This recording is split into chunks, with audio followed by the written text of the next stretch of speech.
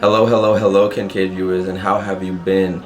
You know, from time to time, I like to keep you updated on what's actually going on behind the scenes in my life.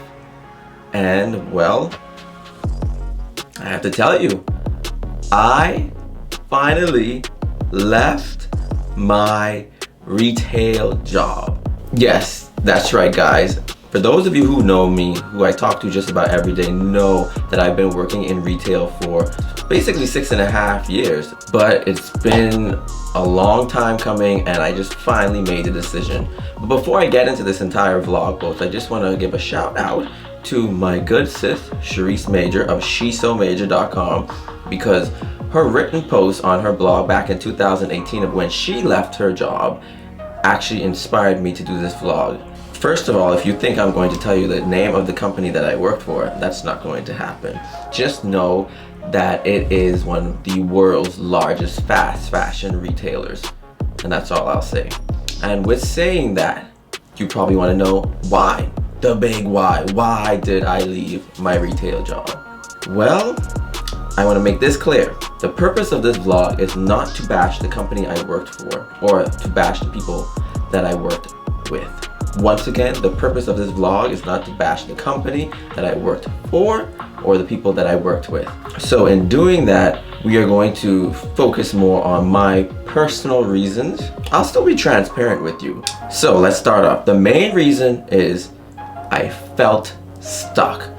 I felt complacent. I was not fulfilling my purpose. I moved here from the Bahamas for college in 2014, and at the end of 2014, which was the last week of my first semester of my freshman year, I realized that I needed to start making money, and I had no other experience here and whatnot, so I knew that retail was probably going to be the quickest job that I can get.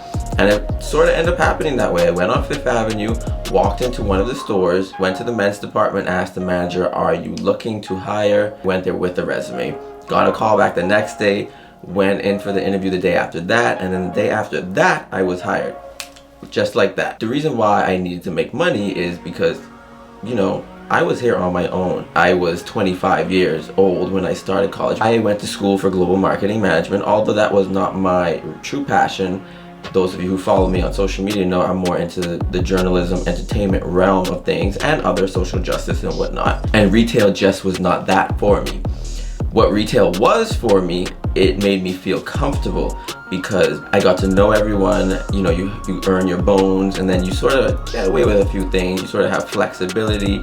Got to a point where I basically commanded my own schedule while keeping my other team members in mind. I eventually became manager after leaving college, after walking the stage in 2019, and my goal was to leave, but I was like, it's not happening the way I intended it to happen. I just became very comfortable. I'd be like, oh, I'll look, it'll come to me while I stay at my job. And you know, it just wasn't happening. And it was like, of course, the pandemic happened, and those 3 months was just the vacation that I needed. Sorry to say it like that, but that was true.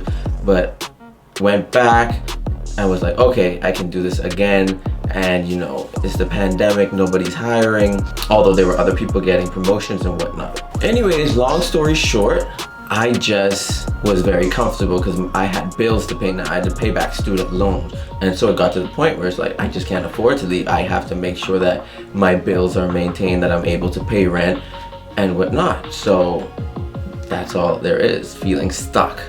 Secondly, why did I quit my job? I needed a kick in the ass. I just mentioned I can become very comfortable as long as my necessities and my needs are being taken care of, which they were working in retail. But at the same time, I was very relaxed. This passion of mine, I was not hustling hard enough and busting my ass in the way that I needed to move on to this next phase. Thank God this year I finally got all this energy, and now I'm like, I have to go. I'm moving. You know, I watch a lot of tarot card videos because I'm very much into zodiac sign. I look at my sun sign, my moon sign, my rising sign. And the guy who reads these cards, he basically gave this sort of analogy of how you have to take a leap of faith. Think of it this way. You're standing on a dock. There's a ship out at sea coming into dock. You can either stand on the dock and wait for it to come in, which is what I was doing, or you can take that leap of faith, jump into the water and swim to meet the ship halfway.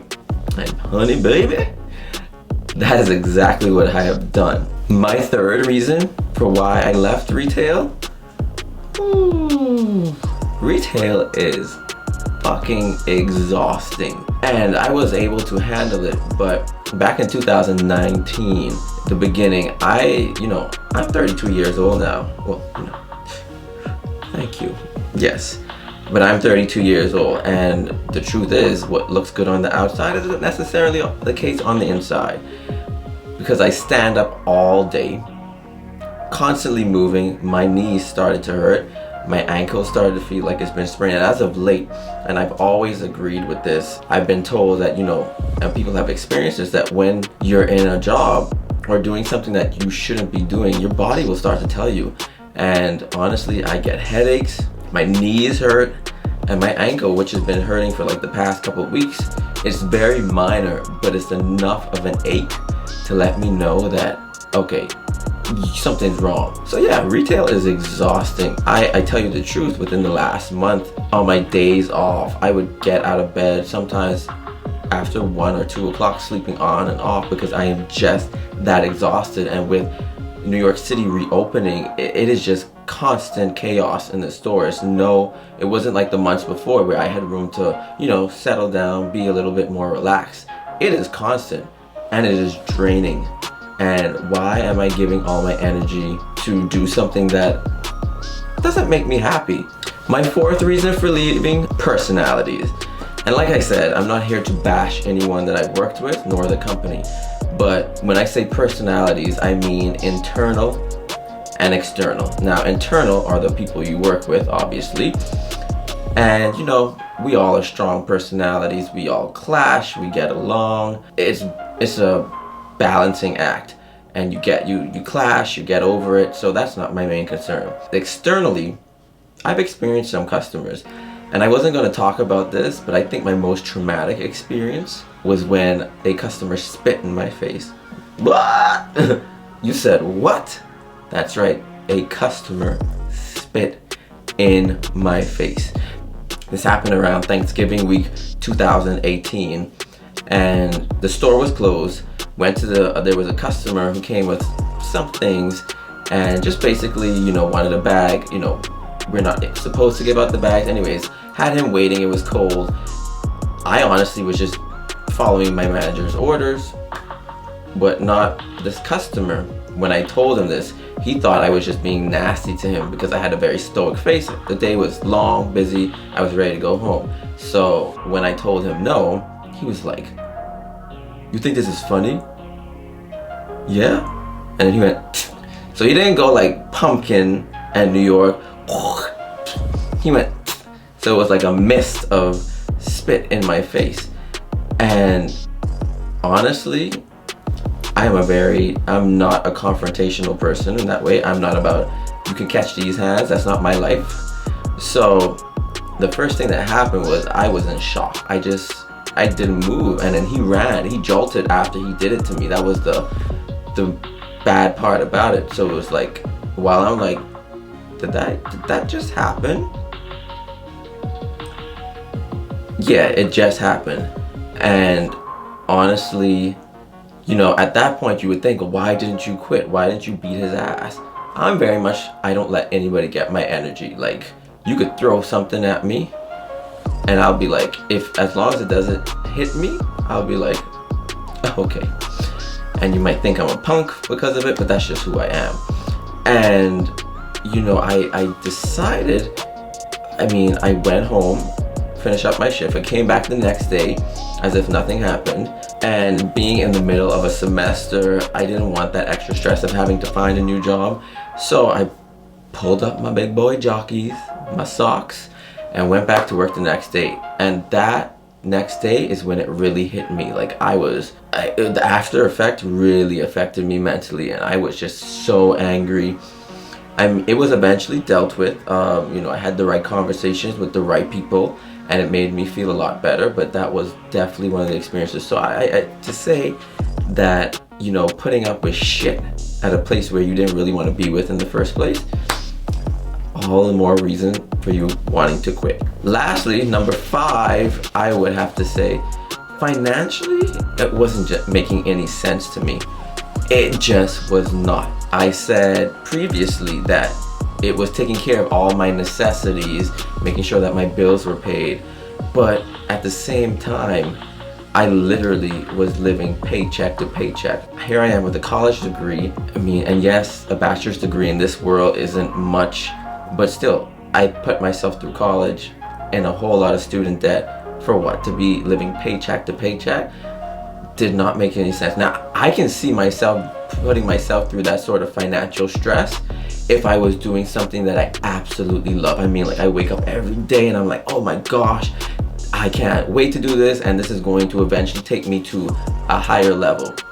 That was not the case. So yes, guys, those are my 5 reasons for finally leaving my job. Now, working in retail, I just don't want to make this all about the negative experience that I had, but I want to share my takeaways from working in retail. 1, becoming a part of management. My leadership skills were incredibly sharpened. I worked with the cashier team, and I was in charge at one point, about 13 to 15 individuals. I worked on administrative tasks with corporate. There was a lot of multitasking. I took care of other tasks that were outside of my title, so I became very flexible. I also became a team player. Like I told you, I had the advantage of making my own schedule, but that wasn't like, oh, give myself all weekends off and come in whenever I feel like it. It was, no, I make my schedule, but it was according to what worked best for the store. I had to become a team player, and then also I met some great people. Some people who I will definitely be keeping in contact once I leave. And my manager and I clashed many of times because we were both strong personalities, but I do give her all my respect, because when I tell you her work ethic is out of this world, it's like she's a beast in the best way when it comes to working, and I don't know how she does it. So yeah, those are, my great takeaways from working in retail. It wasn't all for nothing. It helped me to manage stress. It helped me not to react to situations, because obviously I was tested with such negative experiences that I just explained a few minutes ago. But it just taught me a lot of life lessons as well as being professional. So now that I've told you about my retail experience and why I decided to leave and what was good about it, allow me to share some advice with you. So like I mentioned, She's So Major, her post from November 2018, and she basically listed things like, are you in a position to leave, or should you just leave your job? Now, the difference between myself and Sharice is I'm really taking on a leap of faith. I don't have my next source of income lined up, but I'm just so positive and optimistic that things will work out. As I'm applying to other places, I know things will work out. The difference is having a plan, and that's what you need to think about if you're going to leave a job without knowing what's next, because I have a bit to hold me over until I get my next job. I'll be able to pay my bills and pay rent, or at least pay rent. Yes. So you have to have a plan. If you are someone who is a parent or have to take care of a huge load of responsibilities, that would be something to think about. And mind you, I've thought about this twice, many times over, and I had some conversations internally, and that just confirmed that it was my time to leave. And that's all I'll say about that. But you have to have a plan. As I just mentioned, money. Have you been saving? Because there's no telling when you are going to find your next source of income. So back to what I was saying about the kick in the ass.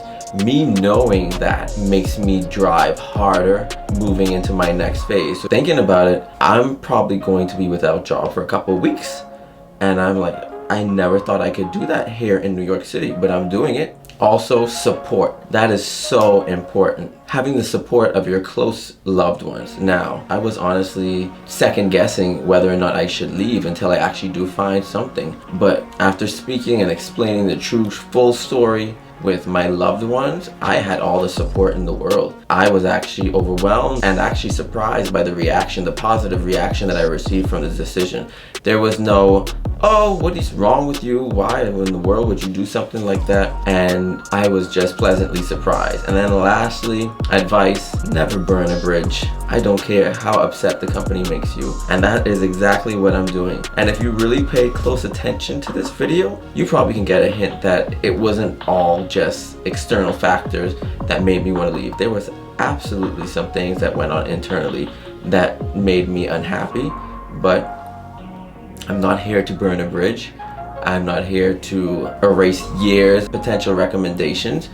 So just keep that in mind. Never burn a bridge. Don't ever go on social media being like, oh, this specific company that I work for is absolute shit. X, Y, and Z, they are trash. Do not do that. It's just not worth it. Because at the end of the day, what might feel as therapeutic and a relief to do something like that is only going to harm you more in the future. Because think about it. Future employers, people who you work with, people pride themselves on confidentiality and pride themselves on protecting reputations. And I don't care how great you are, whatever you do, if somebody sees that you are trashing the person that you worked for before, they're gonna be like, well, if something happens, because life happens, and if something happens with me, does that mean I have to worry about them trashing me to the world? So never burn a bridge. But Kincaid viewers, I am so excited about this new phase. This is Chat 2.0, or whichever version of myself I'm on at this point.